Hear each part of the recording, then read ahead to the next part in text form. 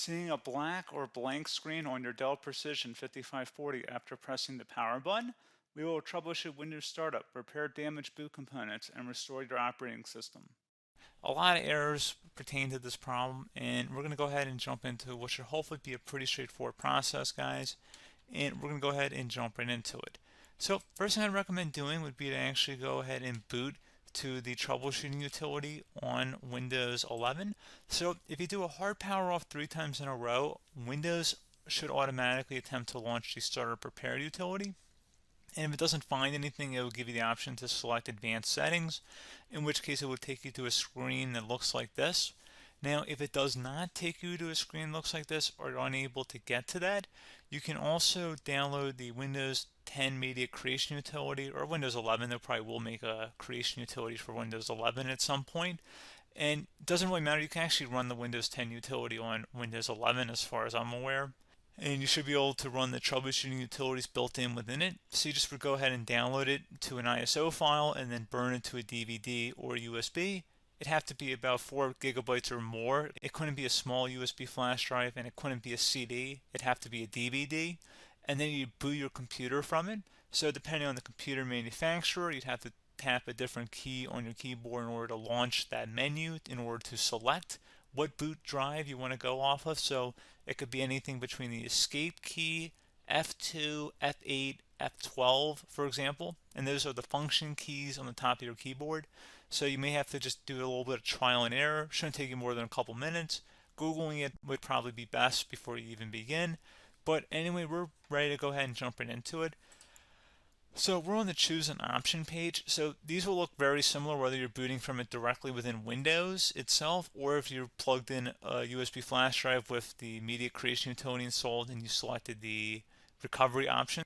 So when you are setting up your Windows 11 installation or Windows 10, depending on the drive you're using, there should be an option to repair your computer in the bottom left corner of the dialog window, one of the first screens that comes up. You go ahead and select that, and then it would take you to a troubleshooting screen like you see here. And you want to go ahead and select troubleshoot, reset your PC, or see advanced options. And then there are going to be a whole bunch of options in here that we're going to explore in today's video.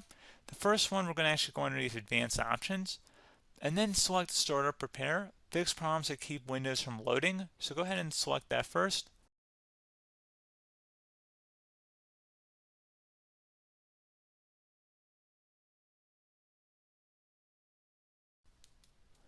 Okay, so you can see it could not repair our PC. That was our first option we could try. Something else, if we go back into advanced options here and then select troubleshoot, we're going to go underneath advanced options again. You can go ahead and actually access safe mode by selecting startup settings.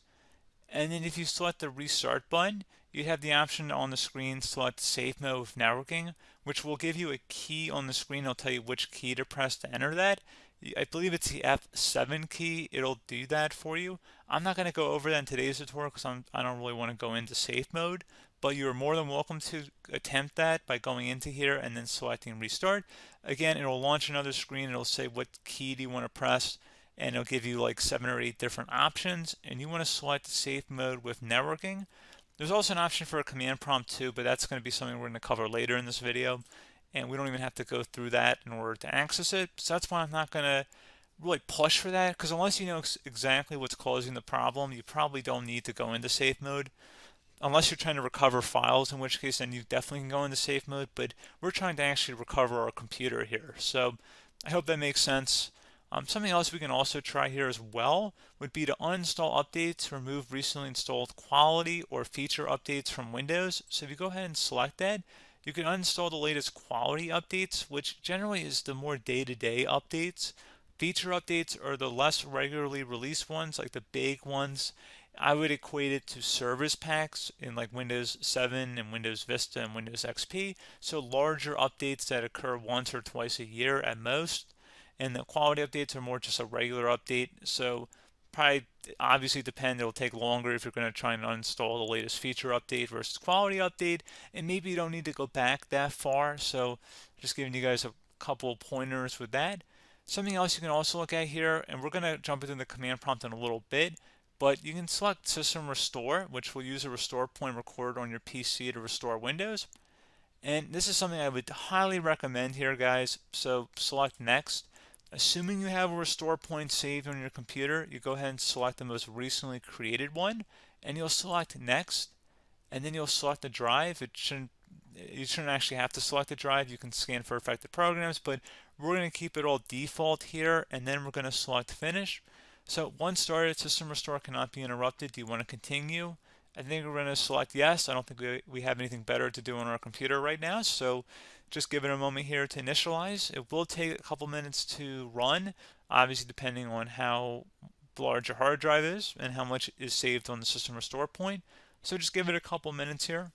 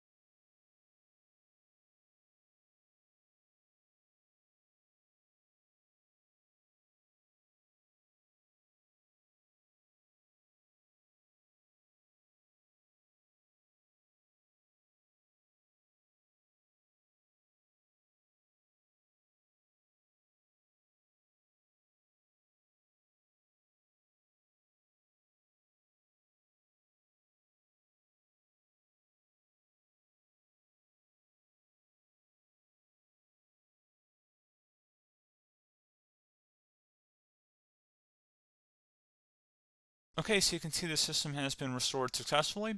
We're going to go over a couple different methods in addition to that if that did not work. So I'm just going to pause the video and we're going to start back on the recovery screen that we started with. Okay, so a couple other things we can try here too. If you go back into troubleshoot, you can select reset your PC while you choose to keep or remove your personal files and then reinstalls Windows. You can select to keep my files, which will remove apps and settings but keeps your personal files. You can also select remove everything, which will remove all of your personal files, apps, and settings. So this is more of a factory reset, the second option here. First option, it should not delete all of your personal files. However, it will pretty much clear most of your programs. And keep in mind, there's no guarantee that your information, number one, is even still available and easily recoverable on your computer to the point that you actually would be able to recover anything. And the second point is that there's always a chance that it won't actually recover and it will just do a factory reset anyway. So there's no guarantee that actually would keep your files anyway. So I would recommend trying to get a recovery tool and backing that up first before selecting it anyway. But again, those are a couple different options. And then something else you can try here if you go back to the choose an option. Another option, if you go underneath choose an option and select troubleshoot, advanced options, and now select where it says command prompt. Okay, so the first thing we should do is type our main hard drive here. In most cases, it should be the C drive. So you just do a C colon and then hit enter on your keyboard. So once you're underneath the C drive, we're going to type in dir and then hit enter on your keyboard. It should have program files, users, and Windows all in there. That's how you know you're in the right directory.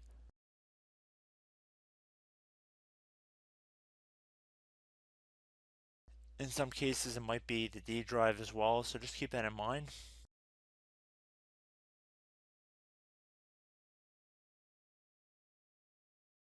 Next thing we're going to do is type in cd space / Windows / system 32 / config, and then you're going to hit enter on your keyboard.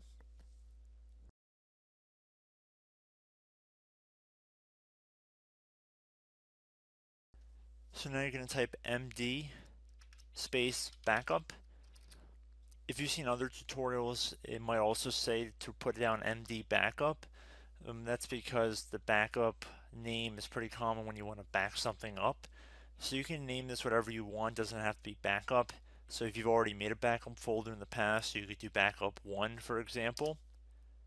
So once you're done setting the name you want the backup to be called, hit enter on your keyboard again.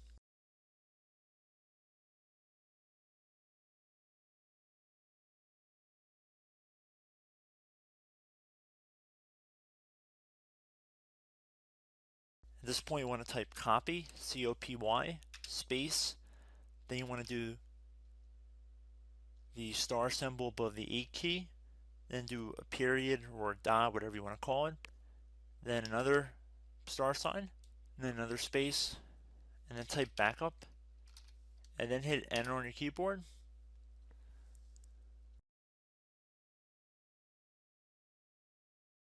Now you want to type cd reg back, R-E-G-B-A-C-K, and then hit enter on your keyboard. So now that we are under the reg back, so now you want to type dir again, and then hit enter.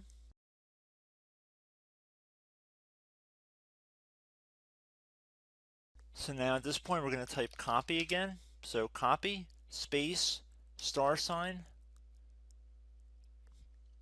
dot, another star sign, space, and then 2 dots. So we're going to type copy, space, star sign, dot, sign, star sign, dot, dot, and then hit enter on your keyboard again. So for overwrite, you want to overwrite all. So type A on your keyboard, so capital A, and then hit enter on your keyboard.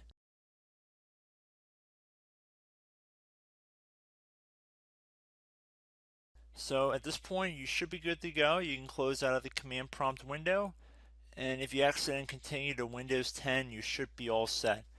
So I hope one of these 3 or 4 different methods we went through in this tutorial helped you guys out. Again, I'm not sure if you guys heard me earlier, but try to go back into your safe mode if possible and uninstall any programs you know might be conflicting with the Windows startup if you can get into safe mode. So just keep that in mind. Something very simple like that could be blocking up everything. So again, I hope this tutorial helped you guys out, and I will catch you in the next tutorial. Goodbye.